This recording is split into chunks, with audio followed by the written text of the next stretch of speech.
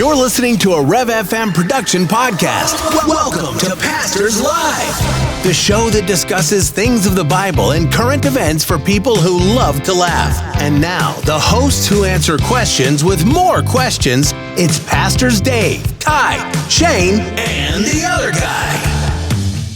Hey everybody, it's Pastors Live. It's Tuesday. It is July 9th, and it's finally summer in Idaho. Booyah. We have summer in Idaho.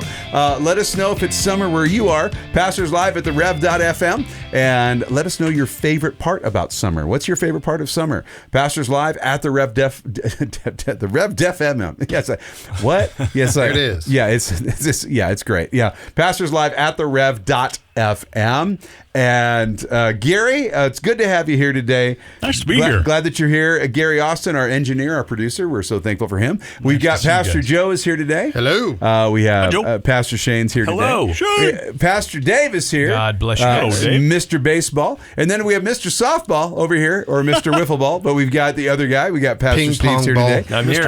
I'm Ty. And we also have a very special guest that's here today, friend of Shane's. Why don't you introduce our brother, what he does? So we have once again Sabo Audrey from Evangelism Explosion. Yes. And Awesome. From Burundi, Africa. Yes, Burundi, Africa. So, hey, as we start the program today, if people haven't been with us for the last week, tell us about what you guys do and what Evangelism Explosion does in Burundi and why you guys do that. Yeah, thank you very much. And Evangelism Explosion is about equipping believers to witness to every person. And we work with churches, and churches do that task of evangelism. So we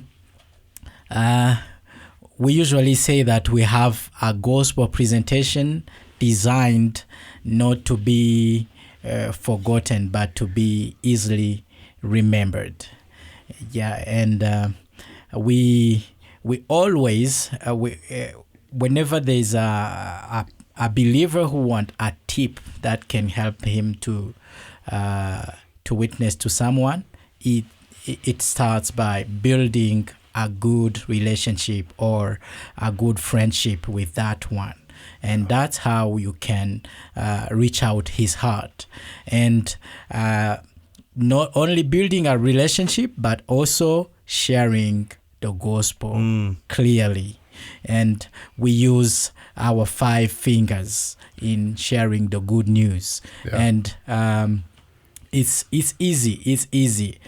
Just with your hand, you can share the good news.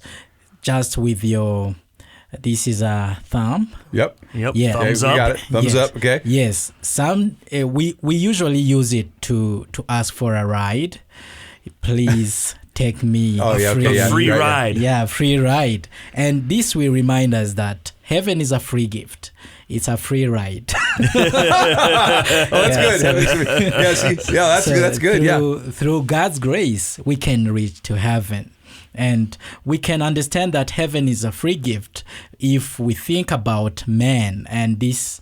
the pointer finger. Right. Yes, the pointer finger. It will always remind us that we are sinners. And we usually use this finger to judge others while other fingers are judging us. Right. So this will remind us that we are sinners and we cannot save ourselves.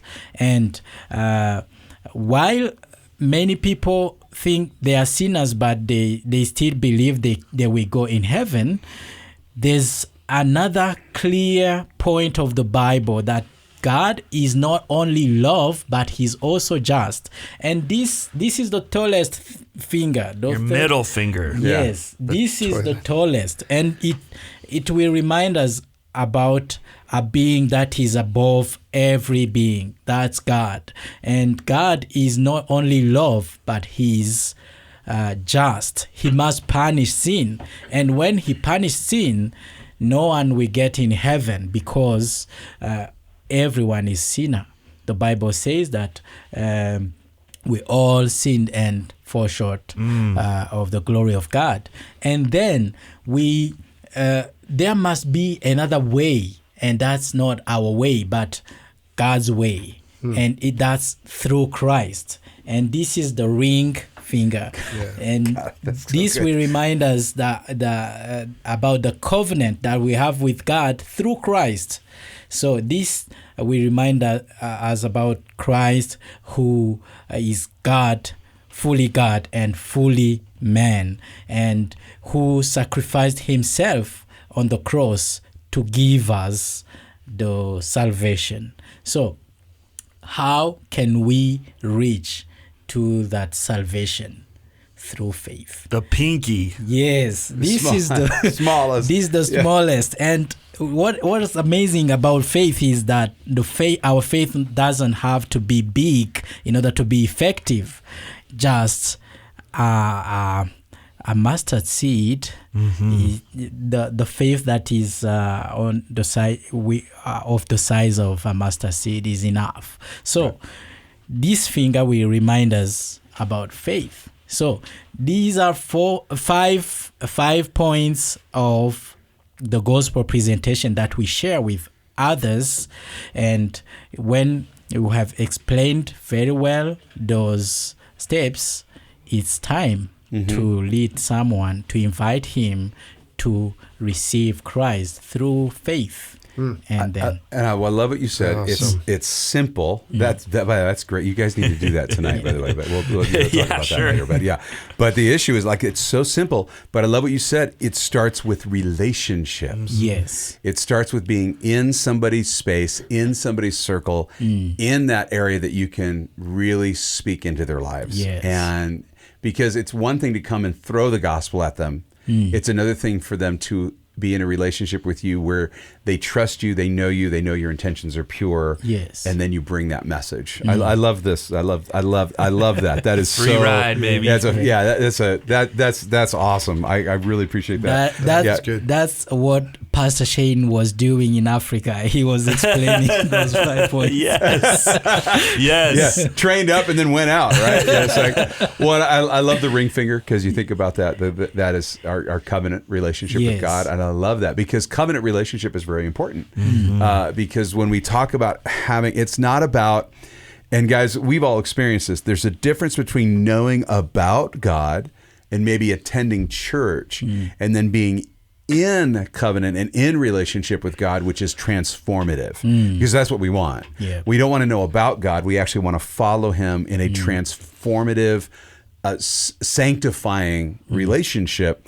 And guys, when we talk about that idea of, like, it's not just about knowing, it's about actually participating with God, which is that Genesis theology, right? God made man, made him in his image, he made them male and female, that they would actually oversee, and they would actually subdue and be part with him and partners with him in creation. And so I think we miss out on that we're supposed to be partnering with God. When you guys think about that idea of, like, somebody just knows and somebody's partnering with God, what goes through your mind when you guys think about that? How do you explain to people, no, you need to actually participate with God? Right. That's a great question. I'm going to give a softball to Pastor Dave. The other day he did. He doesn't play softball. Send it in. Right. Yeah, that's a bad one. Send it in. Send it in. Sorry. I did not mean can of corn, to use that baby. word. I'm sorry. I'm sorry. But the other day I was in my office in between. I was doing a wedding that day, and so we had the rehearsal in the morning, and then a couple hours later was going to be the ceremony, and so I went back to my office to get some things. And Pastor Dave is doing the 7 Marriages of Revelation workshop, and I just hear all of these couples laughing and enjoying and interacting together, and a big smile just happens in my heart and on my face, because that's what a marriage, a relationship is all about. Not just knowing all of the things you have to do, but interacting together in a way that's not, it's not, I don't know, the thing that's coming to my head is like it's not supply and demand, right? It's a relationship. And so when I am home with my bride, I don't do things to earn her approval. I just do things with her because I love her, and it transforms the house. And so I know Dave has way more material, but that 7 marriage workshop is just a great example of what we're talking about here. Yeah. Well, yeah, Shane. I mean, that's the thing, right? when we're in a relationship with our spouse, I mean, you're not just roommates. You're not just two people living under the same roof, and your roommate is living their life and you're living your life. And that certainly is not what Christ desires in our relationship with him, where, hey, it's really cool that you became a man, dear God. Thanks. What a neat trick that you became a man and then died on the cross and rose again. Wow, that's nifty. I mean, boy, that's a good parlor trick. Hey, I'm going to go about and keep living my life now. No, it's just, it's not that way. That the relationship between a husband and a wife, you are, and I tell people I'm doing a lot of premarital counseling right now because, in the summer, a lot of young couples are getting married. So I'm doing a lot of premarital counseling right now. And I tell young couples all the time, when you get married, it's not 1 + 1 = 2. Mm-hmm. It's 1 × 1 = 1. That your strengths multiply the strengths of your partner. It's 1 × 1 = 1. So too, the relationship with God in Christ, it's not a neat parlor trick. It's not something pretty groovy. We're not talking about some Las Vegas magician who appears to be something else, and oh look, he became a lion and then the curtain closed and opened. Oh, he's back again. No. God, the creator of the universe, the lover and shepherd of your soul, became one of us. And he didn't just become one of us, right? He was born to the least of the least. I mean, the most hated people in the history of the world. Yeah. The Jews. And he is born to the poorest of the Jews. I mean, Joseph and Mary, Joseph being Jesus' stepfather in that sense, because Jesus' father obviously is God, they are so poor that when they go to dedicate Christ, they bring the least offering that the Levitical law will allow for dedication. They're absolutely the poorest of the poor. Jesus became one of us. He didn't come in as the king of the strongest nation on the planet. He came in as the lowest of the low and became one of us and grew in stature. He grew as a man and lived the perfect life. The God-man, Jesus, lived the life that we were supposed to live. And then he who knew no sin, 2 Corinthians 5, became our sin and nailed our sin to the cross of Calvary. With his blood, wiped out the sin debt that was ours, was dead and buried, and after 3 days rose again. And he didn't do that so we could be roommates. So he could live his life, and I could say, that's a pretty groovy thing you did, God, thanks a lot, and then go live my life. No. Paul tells us that we are hemmed into him. Yeah. His life becomes my life. And what's so cool about that, Shane, is that when God looks at us as born-again believers under the lordship of Jesus Christ, to look at us, he has to look through his son. Yeah. And so he looks at me and sees perfection.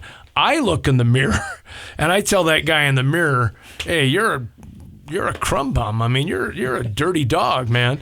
And the Father says, oh no, when I look at you, all I see is perfection because you are hemmed into the death, burial, and resurrection of my son. And that's the thing, I guess, for me.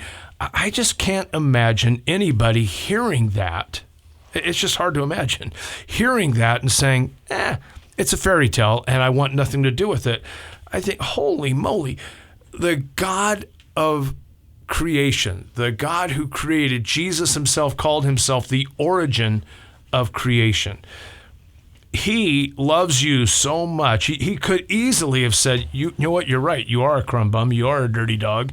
And I'm just going to throw you into the flames of hell and laugh. He didn't. He said, I myself will take your punishment upon me, and what is mine is yours. What's yours is mine. He took my sin as his own and gave me his righteousness as my own. Wow.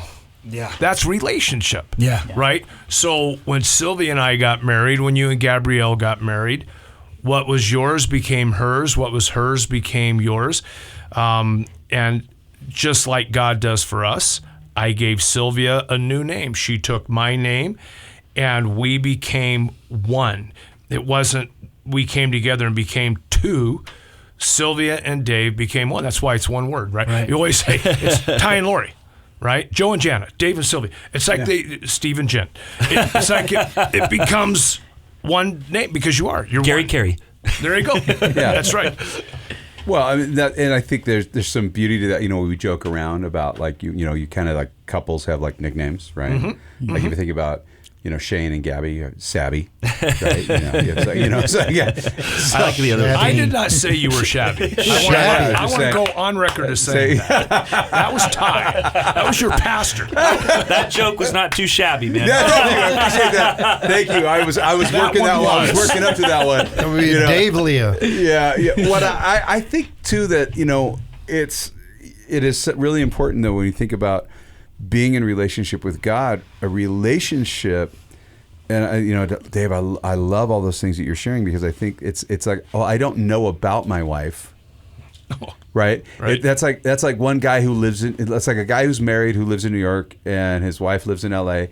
and they know about each other, but they're married, but they know about each other, but they've never known each other. They don't really know each other. Well, that sounds like Sardis, right? You have a name that you're alive, but you're dead. That's right. Then he says, but strengthen the things that remain. Right. It's like we always joke about it's like the Billy Crystal character, Miracle Max and Princess Bride, right? Right. When he says, everyone says he's dead, and he goes, oh, look who knows so much. He's just mostly dead, right? And there's a lot of marriages that way, right? They're not dead. They're mostly dead. But they're mostly dead, right? And man, they need that infusion of God's Spirit, man. Yeah, absolutely. That illustration of, hey, I'm in LA, you're in New York. Right. That's so good. Because not only is that sometimes the dynamic for a marriage, but sometimes it's the dynamic for, unfortunately, the dynamic for how some people do discipleship. Right, where it's very a one-time thing, and then you're over there, and I know about that guy, right? And there's no relationship. And one of the key things that Masabo was talking about yesterday after the mics were off, he was telling me about how the follow through with the local churches in Burundi. Masabo, you want to kind of talk about how it's not just, hey, we do this big event and then bye, there's follow through. Yeah, we keep in touch with all the people who were trained, and we try to build a strong relationship to an extent that they may not feel shy to show their weaknesses, because when you hide your weaknesses, you cannot be helped. But when you open up yourself and you share what are your downs, the Lord can use other believers to help you. Yeah. So it's a relationship thing, and it's effective. Now, when we did the youth conference in December of last year, there were how many youth leaders that showed up? There were 16. 16 from all different churches throughout Burundi. Now, you were telling me some numbers. Out of the 16, was it 13 are still in contact, right? 11. 11, gotcha. Yeah, 11. And so that's pretty good. Out of all of the churches in Burundi, 11 out of the 16 are still in contact, still have relationship, and you're still working towards making sure that the gospel is being preached. Exactly. And some of them are even on a level of coordinating others in their regions. Right on. Yeah, that's really I think follow-up is lost as I think sometimes as a culture, because we've gotten to that point where it's like, hey man, we're gonna say, hey, you know what, we're just making converts. People need to say a prayer. They need to come to our rally. They need to get our thing. Instead of saying, we were never told to go make converts. We were actually never told to go plant churches. We were told to make disciples the New Testament construct is Paul instructing others on how to organize a group of disciples in a healthy, holy, and set apart manner. And so we go make disciples, and from organized disciples you have the organization that's known as the gathering together, the ecclesia, the church, right? And so we really need to have some of those conversations that we actually need to disciple people. Well, Ty, I think you're right, because it really is a picture of an illegitimate conversion, right? Or an illegitimate marriage. And you think about people who get married so that the person they're marrying can get their citizenship in America, right? Oh, that's a great and example. They're not in love. There's no relationship, and there's a little money to be made if you'll allow this person to marry you as a citizen, and you have no intention whatsoever of having any kind of marital relationship, not beyond sexual intimacy, just any kind of relationship. I married that person so they could get their citizenship. That's not a legitimate marriage, right? Any more than you would say, we went to the hospital, we delivered the baby, and then my wife and I looked at that kid in the bassinet and said, good luck, hope you make it, and walk out the door. That's silly. That's ridiculous. Of course not. You've made somebody here. You made a little human. So you love, you nurture, you put that, mama puts that baby to breast. Dad goes to work to make sure there's food and clothing. There's a relationship. There's too much exactly what you're talking about, Pastor Ty. Hey, let's have the big crusades. Let's have the big meetings. Let's have the big push. Let's get a bunch of people at the altar to say the sinner's prayer, fill out the 3x5 card, give them a workbook, send them on their way, and no relationship. That's just silly. And that's why the local church is so important. Right? And exactly. I mean, we all know what it was like for us after the lookup tour here. I mean, it was all hands on deck for weeks doing follow-up. And I appreciate the one guy that put a pizza parlor down as his follow-up contact. So that was, people are weird, right? But it's relationship, right? But isn't it great, though, like what you're talking about, you're in a relationship with the person, you lead them into that transformative relationship with Christ, and then you walk with them because you're in relationship with them. And I think that's really important. Listen, guys, if you want to know more about relational evangelism or things like that, please send us a note at pastorslive@therev.fm. We'd love to talk with you and encourage you. Listen, guys, we're out of time for today. You're loved, your family. Hey, we'll talk to you again tomorrow. You've reached the end of another episode of Pastors Live, a Rev FM production podcast. Thank you for listening. Submit your questions and comments by email to pastorslive@therev.fm. If you enjoyed this episode and you'd like to help support the podcast, please share it with others, post about it on social media, or leave a rating and review from your favorite podcast listening platform. Subscribe to our podcast on Spotify, Google Podcasts, Apple Podcasts, or Amazon so you don't miss the next episode drop.